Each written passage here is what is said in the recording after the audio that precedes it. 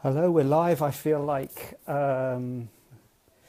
sorry, it's just a bad time because we've got a delivery as we speak, and the man keeps on looking at me as he walks past and is wondering why I'm not coming to help.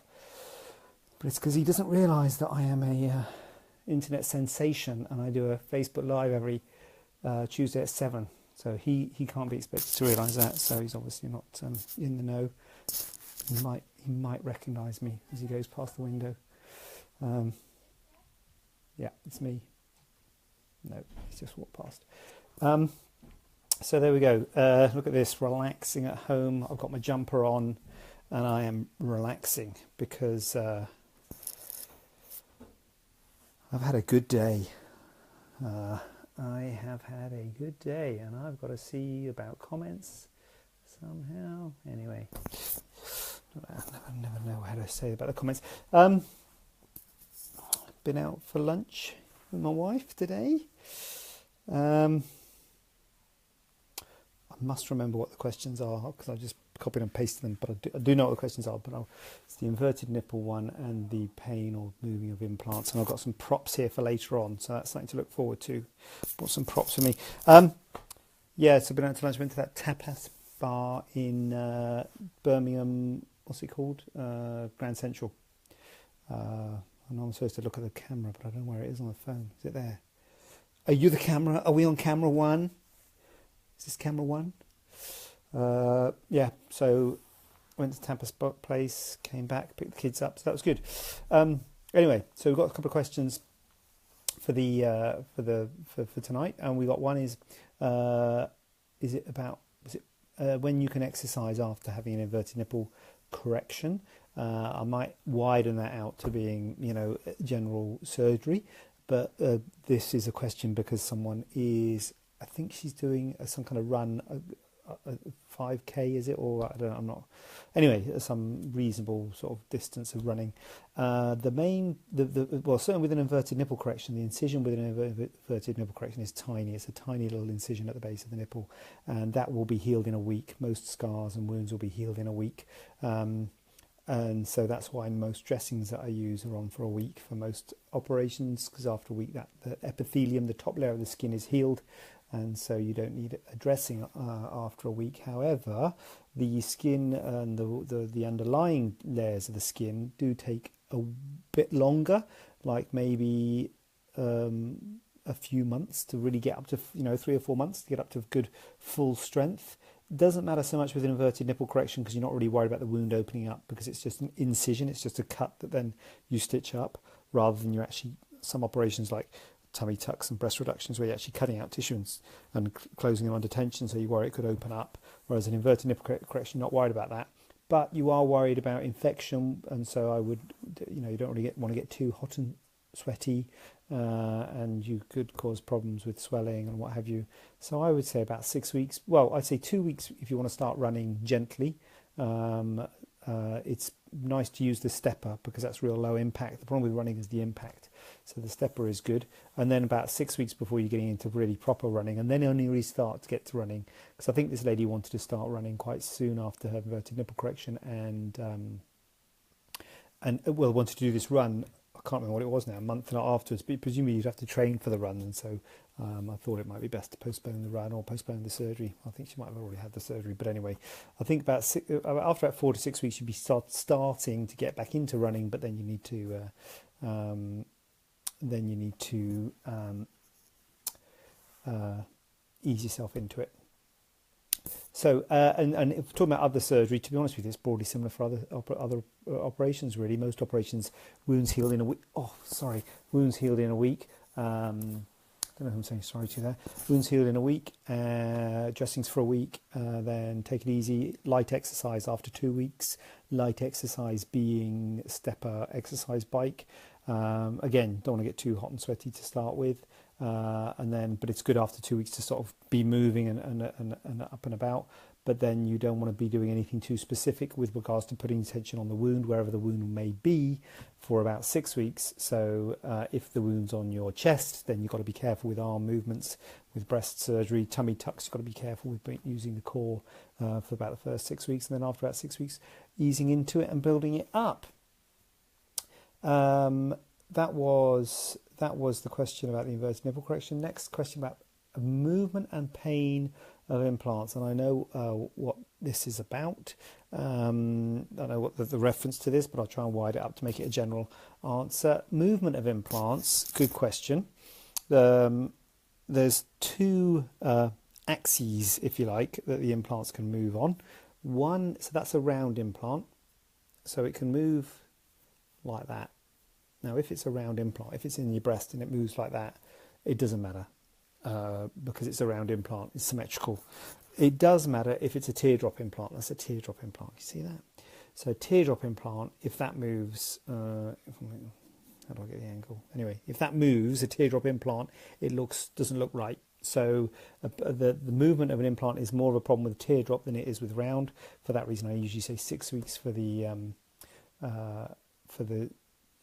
supported bra with a teardrop, 4 weeks with a round implant. Not written in stone, but generally a teardrop implant is more likely to rotate in that direction than a round implant. Much less likely if you're having polyurethane foam implants. One of the things about polyurethane foam implants, they do are much less likely to rotate. But so that's the sort of common really way that an implant can move. The other way that an implant can move is that way. So the back, can you see there's a disc on the back, so the back goes to the front, so they can flip. That's pretty rare. You do see it once in a while, but flipping is pretty rare. It's more common. There was someone who was asking a question about whether putting in a higher profile implant would help. A higher profile implant would be worse. It's more common with a higher profile. The higher the profile, the more rounded it is, the more it is more like a ball rather than a disc. Lower profile implants are sort of like flat discs. So a flat disc is less likely to rotate than a spherical ball. So an extra high profile implant is more rounded. So it's got more risk of rotation. If you get a bit of a seroma, a bit of fluid around the pocket, it could flip in that direction. So that is a risk, but it's a pretty rare risk. More common when it comes to movement is the rotation risk, which is really with teardrop implants, not a problem with round implants, and also not a problem if you're less of a problem with polyurethane foam implants. So that is the flip thing. And the pain. Now, pain and implants, obviously when you first have surgery it's a little bit uncomfortable, you do get some pain. I hope it's not too bad. It is slightly worse if you're having it underneath the muscle compared to on top of the muscle, but there is a spectrum of people. Some people have it underneath the muscle and don't have too much pain at all. Some people have it on top of the muscle and do have some pain. So it's a spectrum, but broadly speaking, it's a bit painful and a bit tight, as you might expect any operation to be. That is to start with. And what have I done? Then that pain settles. Now, sometimes people do get persistent pain, and it is rare to have a persistent sort of long-term problem with pain. Now, there is a sort of entity of breast pain. So one important thing is to distinguish the pain from the implant to the breast tissue, whether it's the breast tissue that's causing the pain. And this is something you have to come and see your doctor. If that's me, come and see me, and I'll have an idea whether it's actually breast tissue or whether it's the implant that's causing the pain or discomfort. Time is always the best thing. The longer you leave things, the better. As long as it's not problem with the breast tissue. Certainly, if there's any lumps or problems associated with the breast tissue, then you want to get that seen to pretty promptly. But if it's just some discomfort from the surgery, and certainly if it sort of happened at the time of the surgery and it seems to be located around the implant, then you can reasonably expect that to be pain due to the implants and due to the surgery. Then time is always a good thing. Polyurethane foam implants are a little bit more uncomfortable than silicone implants because the tissue grows into them, so they do feel a little bit firmer and they are a little bit more uncomfortable. I normally say to people it takes about a year for them to settle, but there's a couple of people out there it's taken a bit longer, 2 years, 2.5 years for them to really properly settle. It doesn't mean they're a disaster for that time, but it does mean it can take a little time for them to settle. There are a couple of people out there, it's pretty rare, but that you can get persistent pain with implants. It's hard to understand why that's happening because an implant is a pretty inert thing. Medical grade silicone shouldn't really be causing pain, but nevertheless some people do get pain, and the pain is improved when the implants are removed, so you have to say that that was what was causing the pain. But it's a very rare thing, and I think long-term pain in implants is not something that you see very often. But short-term pain is certainly a thing, and it can be a little bit uncomfortable, and it can take a good few months. And if it's polyurethane implants, then many months for that. I wouldn't say pain, but that discomfort or slight feeling of firmness on the edges to fully settle. So it's just like anything. You have to have a discussion with your surgeon, weigh up whether the pros and cons are right for you.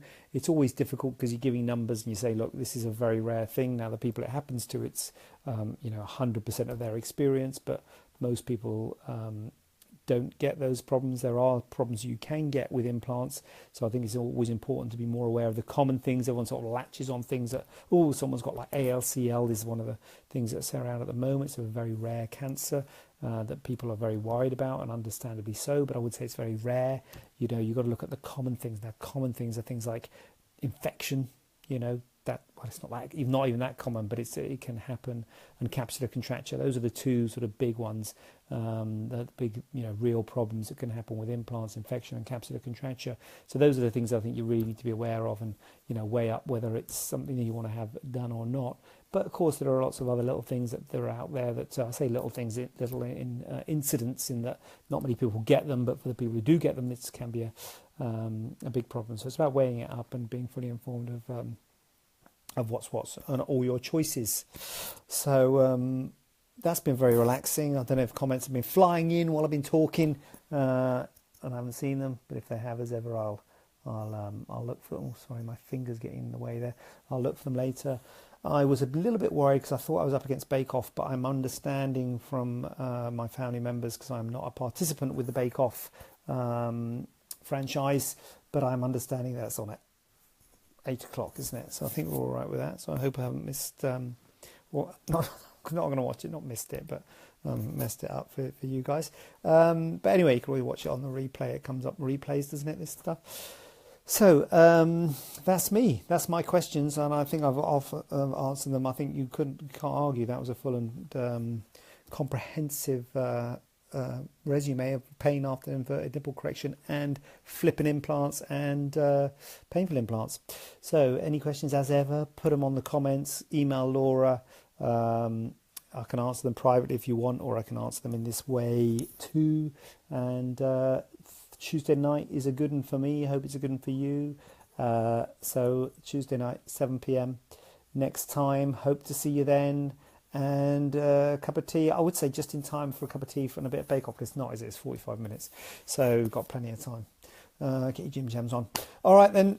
Speak to you soon. Well, see you soon next week, Friday, 7 p.m. That's me. Check out. I probably won't be quite as relaxed then, because I'll probably be doing a bit more work then. All right then. Bye.